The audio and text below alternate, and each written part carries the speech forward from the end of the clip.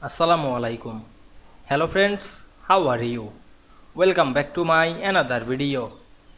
In this video, I am going to show you how to make the left tab 2 inch in Affinity Publisher. Let's get started. At first, we have to open an Affinity Publisher document. Now we want to make the left tab stop 2 inch. Firstly click inside the text box. Then go to the view menu. Enable the show text ruler. We can see here the ruler. Then click before the text and go to the window menu. Click the text option and enable the paragraph. Then click the tab stop settings. Then select the plus icon. Then write 2 inch to this option. Then press enter. Then click the drop down menu and choose the left.